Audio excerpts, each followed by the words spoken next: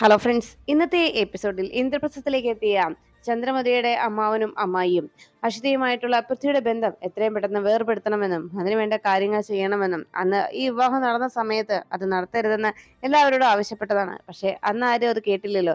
എന്തായാലും കൂട്ടത്തിൽ കുടുംബത്തിലുള്ള ഒരു കുഞ്ഞിന്റെ ജീവിതം ഈ അവസ്ഥയിലായല്ലോ എന്നോർത്ത് വീട്ടിൽ ചെന്നിട്ട് യാതൊരു സമാധാനവും ഉണ്ടായിരുന്നില്ല. അപ്പോഴാണ് ഇങ്ങനൊരു അവസരം വീണ് കിട്ടിയിരിക്കുന്നത്. ഇത് പറ്റിയൊരു അവസരമാണ്. ഇത് കൃത്യമായി തന്നെ മുതലെടുക്കുക.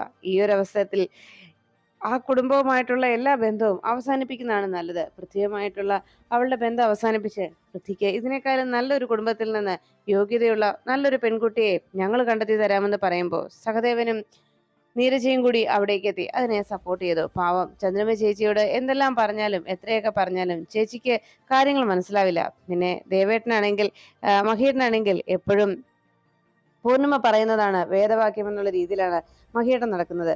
ഒരു കാര്യവും പൂർണിമയുടെ എതിർത്ത് സംസാരിക്കുകയോ പൂർണിമയുടെ വാക്കുകളെയോ തീരുമാനത്തെയോ ചോദ്യം ചെയ്യുകയോ ചെയ്യുകയില്ല. അതുകൊണ്ട് പൂർണിമ പറയുന്നതെല്ലാം ശരിയാണെന്നുള്ള ധാരണയിലാണ് ഏട്ടൻ മുന്നോട്ട് പോകുന്നത് എന്ന് സഹദേവൻ അറിയിച്ചു.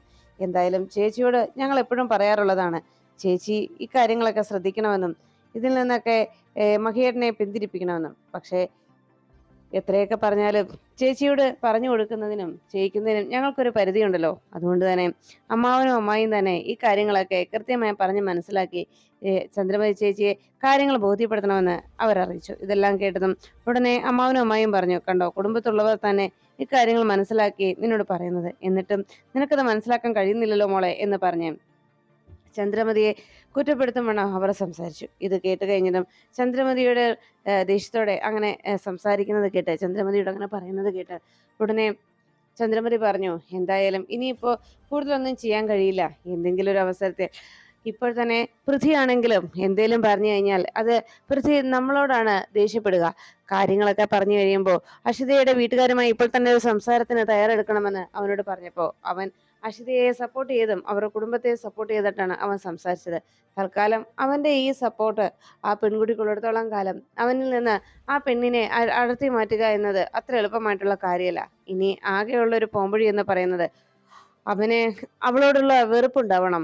അവളുമായിട്ടുള്ള അവന്റെ ഈ സ്നേഹം, അവളോടുള്ള അവന്റെ ഈ അടുപ്പം ഇല്ലാതാവുക. അങ്ങനെ വരുന്ന സാഹചര്യത്തിൽ മാത്രമേ ആ പെണ്ണിനെ ഇവിടെ നിന്ന് പറഞ്ഞു വിടാൻ കഴിയുള്ളൂ. കാരണം അല്ലാതെ എന്തെങ്കിലും പ്രശ്നം ഉണ്ടാക്കി അവളെ ഇവിടുന്ന് പറഞ്ഞയക്കാൻ നോക്കിയാൽ അത് പൃഥ്വിക്ക് എന്നോടുള്ള പകയ്ക്കും വിദ്വേഷനുമൊക്കെ കാരണമായി തീരുമെന്ന് പറഞ്ഞ് ചന്ദ്രമതി തൽക്കാലം അമ്മാവന്റെ അമ്മായിയുടെ ആഗ്രഹം നടപ്പിലാവില്ല എന്ന് അറിയിച്ചു. അത് കേട്ടതും, നിന്റെ തന്നെ മകനല്ലേ അവൻ, നീ പറഞ്ഞാൽ അവൻ കേൾക്കില്ലേ എന്നൊക്കെ ചോദിച്ചപ്പോൾ, അത് വിവേകാണെങ്കിലും ഇപ്പോ അവൻ ബാംഗ്ലൂരിൽ പോയി നിൽക്കുന്നത് അവന്റെ ഭാര്യയ്ക്ക് അവിടെ ജോലി ആയതുകൊണ്ടല്ലേ എന്ന് ചോദിച്ചു.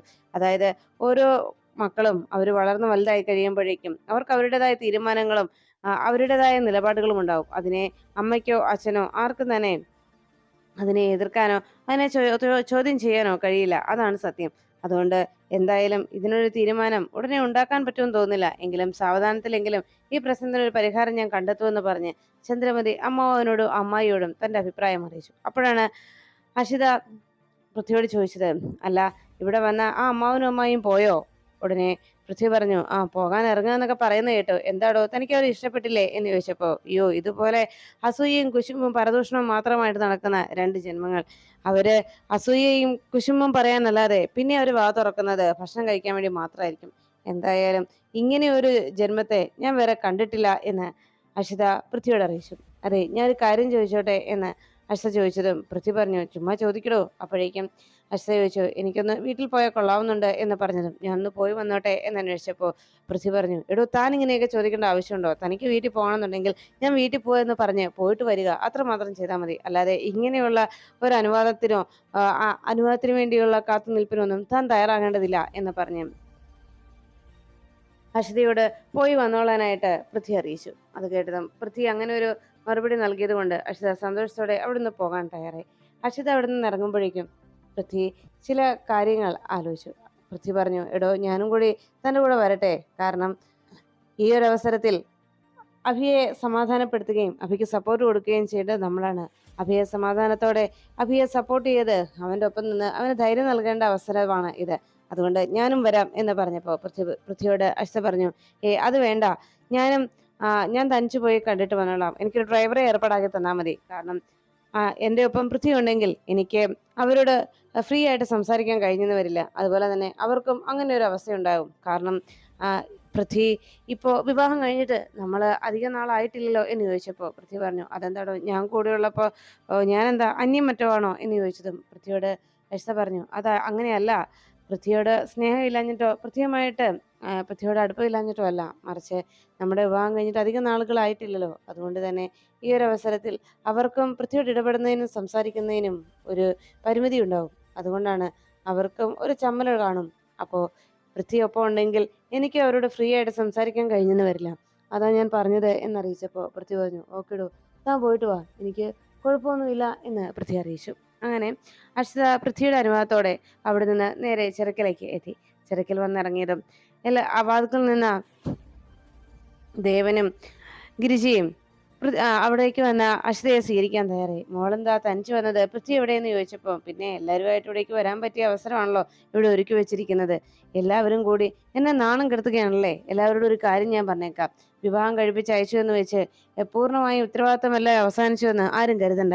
വിവാഹം കഴിച്ച് ഞാൻ ചെന്ന വീട്ടിൽ അവിടെ എനിക്ക് സമാധാനത്തോടെ ജീവിക്കാനുള്ള ഒരു അന്തരീക്ഷം കൂടെ ഉണ്ടാക്കി തരാനായിട്ട് നിങ്ങൾ ശ്രമിക്കണം. ഇവിടെ ഓരോരുത്തരും എന്തൊക്കെയാ കാണിച്ചു കൂട്ടുന്നത്.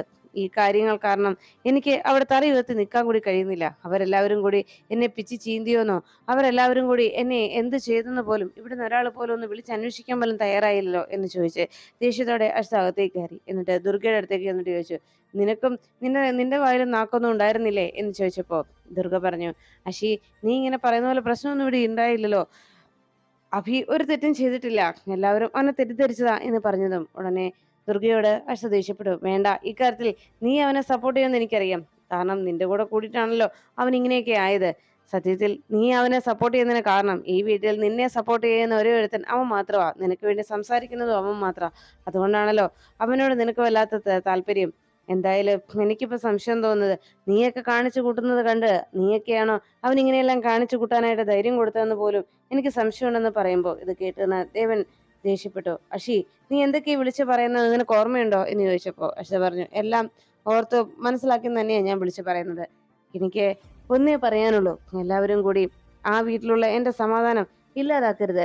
എനിക്ക് അവിടെ തലയുയർത്തി നടക്കണം. അവരെല്ലാവരും കൂടി എന്നോട് ചോദിക്കുന്ന ചോദ്യങ്ങൾക്കും അവർ പറയുന്നതിനും ഒന്നും മറുപടി പറയാനാകാതെ തല കുനിച്ച് നിൽക്കേണ്ട അവസ്ഥയാണ് എനിക്കിപ്പോൾ. ഇതുപോലെ നാണം കെട്ടൊരു അവസ്ഥ വേറെ ജീവിതത്തിൽ ഉണ്ടായിട്ടില്ല.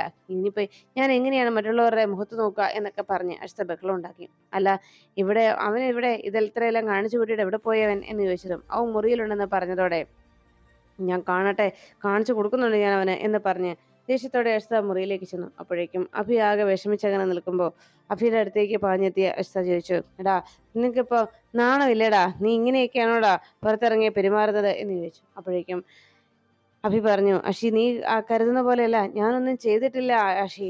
ഇതൊക്കെ വെറുതെ അവർ പറയുന്ന. ഞാൻ ഒന്നും ചെയ്തിട്ടില്ല" എന്ന് പറഞ്ഞു. "ഞാനൊരു തെറ്റും ചെയ്തിട്ടില്ല" എന്ന് അശ്വതയോട് ആണയിട്ട് അഭി പറഞ്ഞിട്ടും അതൊന്നും അശ്വത കേൾക്കാൻ കൂട്ടാക്കുന്നില്ല. "നിന്നെ ആരും വിശ്വസിക്കില്ലടാ. ഒരു കാര്യം ഞാൻ പറഞ്ഞേക്കാം. ഇനി നിന്റെ കാര്യത്തിൽ എനിക്ക് എൻ്റെ ആങ്ങളെയാണ് നീ എന്ന് പറഞ്ഞ് എനിക്ക് പുറത്തിറങ്ങി തലയുയർത്തി നടക്കാൻ കഴിയുവോടാ? നിനക്കൊരു നല്ല വിവാഹാലോചനയെങ്കിലും വരുവോടാ?" എന്നൊക്കെ ചോദിച്ച് ദേഷ്യപ്പെട്ടു. ഇത് കേട്ടുകൊണ്ട് അവിടേക്ക് വന്ന ദുർഗ പറഞ്ഞു, "അഷി, വെറുതെ നീ അവനെ ഇങ്ങനെ കുറ്റപ്പെടുത്തരുതേ. അവനൊരു തെറ്റും ചെയ്തിട്ടില്ല" എന്ന് പറയുമ്പോൾ, "ഇല്ലാഞ്ഞിട്ടാണോ നാട് മുഴുവൻ ആളുകളെല്ലാവരും കണ്ടത്?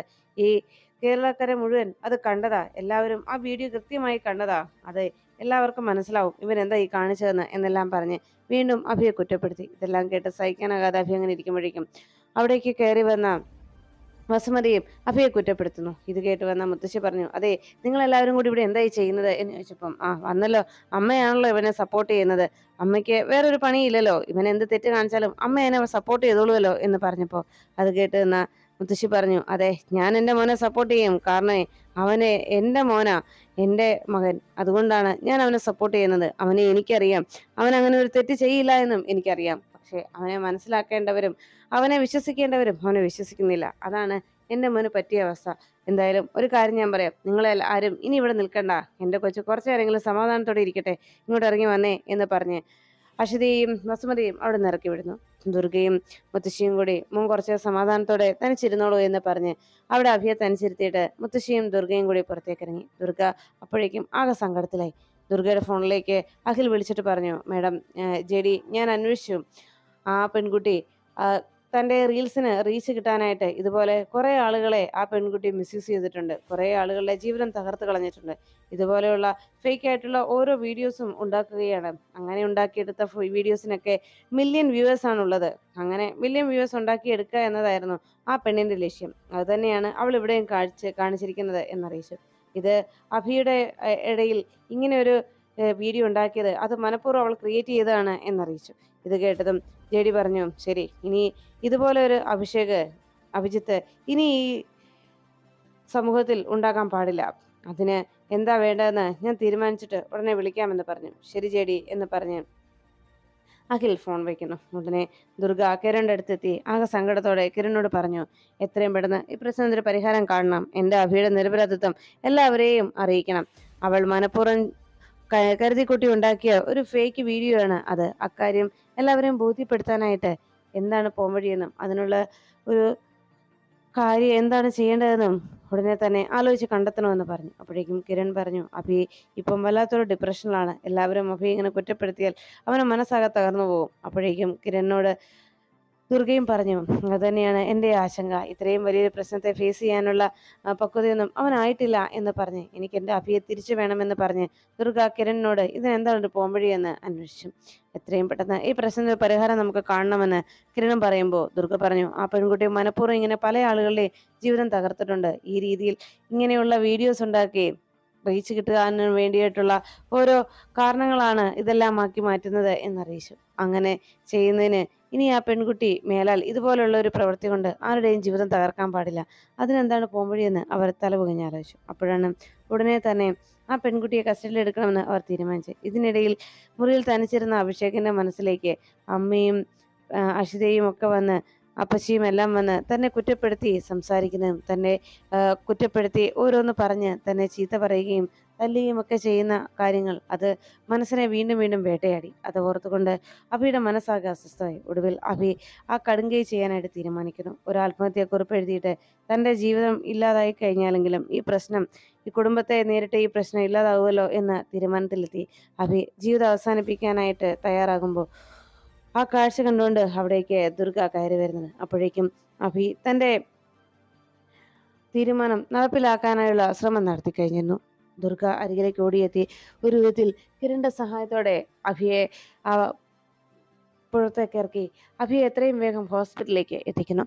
അവിടേക്ക് എത്തിയതിനു ശേഷം അഭി ICUയിൽ കിടക്കുന്ന നേരത്ത് അഭിക്കുണ്ടായ അപമാനം കാരണമാണ് ഇങ്ങനെ ഒരു തീരുമാനത്തിലേക്ക് അഭി എത്തിയതെന്നുള്ള വിവരം എല്ലാം മനസ്സിലാക്കി. ഇതിന് കൃത്യമായ ശിക്ഷ ആ പെൺകുട്ടിക്ക് കൊടുക്കണമെന്നും ദുർഗ തീരുമാനിച്ചു. ഉടനെ തന്നെ ദുർഗയും ടീമും ആ പെൺകുട്ടിയെ കസ്റ്റഡിയിൽ എടുക്കാനായിട്ട് തീരുമാനിച്ചു. അവൾ സ്കൂട്ടിയിൽ പോകുന്ന സമയത്ത് വണ്ടി മനഃപൂർവ്വം ബ്രേക്ക് ഡൗൺ ആക്കുന്നതിന് വേണ്ട കാര്യങ്ങൾ ചെയ്യുന്നു. കുട്ടേട്ടൻ സ്ഥലത്തില്ലാതിരുന്നത് കൊണ്ടാണ് അഭിക്ക് ഇത്രയേറെ പ്രശ്നം ഉണ്ടായിരുന്നു. കുട്ടേട്ടൻ ഉണ്ടായിരുന്നെങ്കിൽ എന്തെങ്കിലും തമാശയൊക്കെ പറഞ്ഞ് അഭിയുടെ മനസ്സെങ്കിലും മാറ്റിയെടുക്കാൻ കുട്ടേട്ടന് സാധിക്കുമായിരുന്നു എന്നും പറഞ്ഞു. അപ്പോഴേക്കും കുട്ടൻ വിവരം അറിഞ്ഞ് അവിടേക്ക് എത്തുന്നു. കുട്ടൻപിള്ള വന്ന് വേണ്ട രീതിയിലുള്ള കാര്യങ്ങൾ നീക്കുകയും കൃത്യമായി ആ പെൺകുട്ടിയെ വലയിൽ വീഴ്ത്തുന്നു. ഉടനെ ആ പെൺകുട്ടിയുമായി നേരെ ദുർഗയും ടീമും അവരുടെ ഇൻട്രഗേഷൻ റൂമിലേക്ക് എത്തി. എന്നെ ഇതിനെ എവിടേക്ക് കൊണ്ടുവന്നെന്ന് ആ പെൺകുട്ടി അന്വേഷിക്കുമ്പോഴേക്കും അവളെ അവിടെ ഇരുത്തി അവളെ ചോദ്യം ചെയ്ത് കൃത്യമായിട്ടുള്ള ഉണ്ടായ സത്യം എന്താണെന്ന് ഈ പുറലോകത്തെ അറിയിക്കണമെന്നുള്ള നിർദ്ദേശപ്രകാരം ആ പെൺകുട്ടിയെ കൊണ്ട് തന്നെ അന്ന് നടന്ന സംഭവം എന്താണെന്നും അതിന്റെ സത്യാവസ്ഥ എന്താണെന്നും അന്ന് എടുത്ത യഥാർത്ഥ വീഡിയോ എന്താണെന്നും അന്ന് ബസ്സിലുണ്ടായ തുടരെ ഉണ്ടായ ബ്രേക്കിങ്ങിലും ഗട്ടറിൽ ചാടിയതിൻ്റെയൊക്കെ ഫലമായിട്ടാണ് അഭി അങ്ങനെ അന്ന് അറിയാതെ പോലും അഭി വന്ന് തൻ്റെ ദേഹത്ത് ഇടിച്ചതെന്നുള്ള കാര്യം എല്ലാവർക്കും മുന്നിൽ വെളിപ്പെടുത്താൻ ആ പെൺകുട്ടി തയ്യാറാകുന്നു. അഭിയുടെ ഇപ്പോഴത്തെ അവസ്ഥ അറിയുന്നതോടെ ആ പെൺകുട്ടിക്ക് വല്ലാത്ത കുറ്റബോധം തോന്നുകയും എല്ലാവർക്കും മുന്നിൽ അഭിയ്ക്ക് വേണ്ടി ആ പെൺകുട്ടി അഭിയുടെ ഈ പ്രവൃത്തി അഭി ഒരു തെറ്റും ചെയ്തിട്ടില്ല എന്നും താൻ തൻ്റെ വീഡിയോയ്ക്ക് റീച്ച് കിട്ടാൻ വേണ്ടി മനഃപൂർവ്വം കാണിച്ചു കൂട്ടിയതാണ് ഇങ്ങനെയുള്ള ചില പേക്കൂത്തുകളെന്നും ആ വീഡിയോയിൽ സ്വല്പം പോലും സത്യമില്ല എന്നും ആ പെൺകുട്ടി അഭിയുടെ നിരപരാധിത്വം സമൂഹത്തിന് മുന്നിൽ സ്വയം വെളിപ്പെടുത്തുന്നതോടെ അഭിയെ നേരിട്ട് ആ വലിയ പ്രശ്നത്തിന് പരിഹാരം ദുർഗ കണ്ടെത്തുന്നു.